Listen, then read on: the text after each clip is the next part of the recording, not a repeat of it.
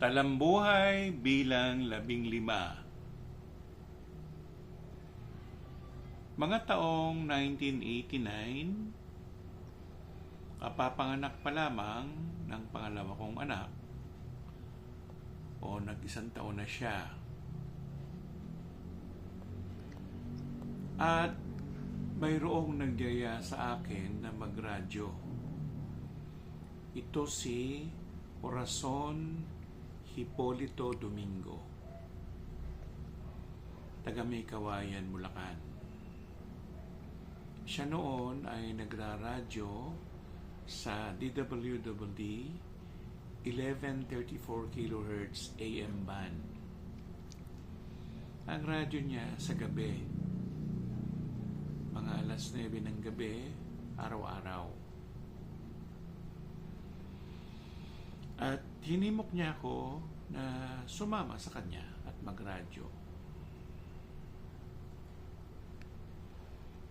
Gayunpaman, kung gabi na yon, ang uwian gabi. O umaga na nga. Kasi pagkatapos ng programa, mga alas 10 pasado, tsaka pa lang kami makakauwi. At hindi naman kami uuwi, basta. Kasi kakain pa kami. Kumakain kami malapit doon sa Camp Aguinaldo dahil doon mismo yung radyo ng DWAD. At nung mga panahon na yon ay si Madam Cora ang tawag sa kanya. Kung ano man ang mayroon siyang libro, pinapasirox niya sa akin. Sabi niya, Tony, mag-aral ka.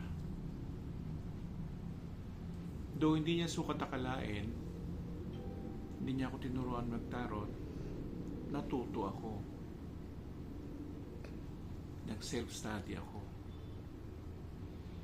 Pero sa radyo, sumasagot lang ako ng oo o hindi o kung ano yung tanong nung tumawag sa telepono.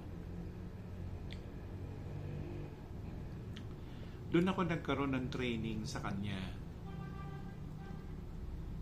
Subalit hindi kami pinalad na magsama ng matagal dahil din sa intriga. Though wala akong kasalanan doon sa intriga na yun. At itong si Cora o Madam Cora na ito ay yun na nga, binibigyan niya ako ng libro pero ipapasirox ko yun. Sa ngayon, aminin ko man o hindi ko na makita yung mga librong yun. Ito nabasa ko na. Siguro nakasama doon sa mga inaanay na libro ko, sama na rin yung mga 2 dangkal na libro ng mga spells, libro ng mga aralin sa Mahika na inanay din. Marami kong libro na inanay, hindi ko na nasalba. Dito sa bahay na ito ay gano'n na nga, maraming anay. Marami kong libro na nasayang dahil din sa hindi ko nga naingatan, hindi ko sukat akalain na yung lalagyan ko ng mga libro ko ay aanayin. Babalik tayo kay Madam Cora. Si Madam Cora ay sabihin na lang natin na nagbabasa rin ng tarot card. Pero hindi niya ako tinuruan. Yung mga panahon na yon, yung namatay niyang anak na si Anastasia, nakita ni Anastasia yung tarot card ko sa bag ko at pinakita naman niya sa nanay niya. Wala naman akong dapat ipaliwanag. Kasi noong mga panahon ng iyon, ako ay nangangapapa at ako ay nag-aaral. At meron pa kami isang kaibigan noon, si Benita Payumo, na ngayon namatay na rin. Nahinulaan itong Madam Cora na makakapag-asawa pa muli. Naiinip na ang Cora. Pero nung naghiwalay na kami ng landas nila Madam Cora, nagkatotoo ang hula ni Benny. o ni Benita Payumo, nag-asawa muli ang Cora. Pero dahil na rin pina-augment niya ang kanyang breast, na naging sanhi na ito ay mag-metastasize o kunanain. At yun ang ikinamatay niya. Cancer of the breast. Medyo mag-iingat kayo dyan. Kasi kahit na yan silicone, hihiwain yan at ilalagay yung silicone doon para medyo tumayo. Meron pong yun. Meron pong inalaman din sa kalusugan. Yun na nga, yun na rin ang kinamatay ng Cora. At noong mga panahon ding yaon, ay nangalap na ako ng mga libro. Hindi mga panahon na yon, nagkaroon ako ng mentor. At ang mentor kong ito ay malayo. Nakatira pa sila sa Bulacan. Bali, 3 silang naging mentor ko. Si Delphine Mendoza, si Johnson Go, at si Apolinario Hermar. Marami ko natutunan sa kanila, pero marami rin akong ayokong gawin o ginawa ko, pero sa bandang huli sabi ko para nagkamali ako. Katulad ng pagtapon ng mga libro o mga gamit na may kinalaman sa Budismo. At nandun din ang mga pagsubok ng panahon na mahirap ang buhay.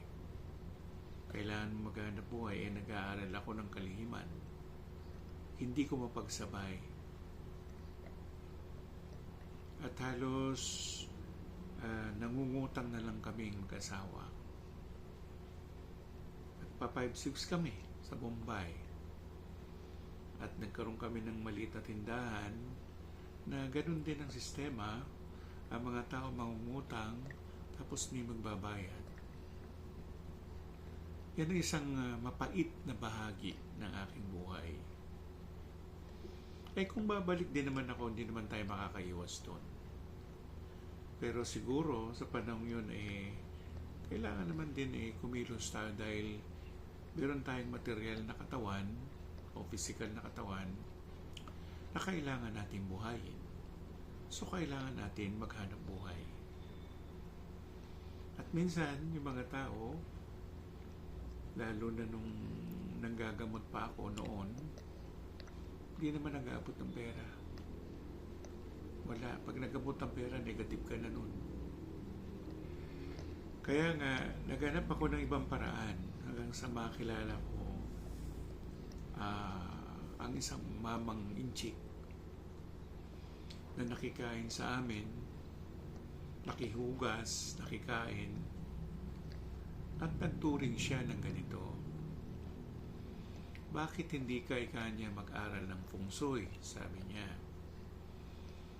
Sabi ko, hindi ako marunong magbasa ng Chinese character. Hindi, huwag ka mag-alala. Ako ang bahala sa'yo. Sabi ng matanda. At simula noon, hindi ko na siya nakita. Isang beses ko lang siya nakita. Ang nagpatunay lang na nag-i-exist ang nasabing tao ay ang isang pangalan ay si Jonathan Dinyoko na kasama sila ni Anthony Giancarlo sa Genius or Mastermind. And si Giancarlo, isa yung motivational guru. Ito naman si Jonathan Dinyoko, isang psychic. Na nung araw na yon, nilapitan niya ako, tinanong niya ako ng ganito. Sir, pwede po ba magtanong? Sino po yung kausap nyo kaninang mamang kalbo? Yan, siya ang nagpatunay.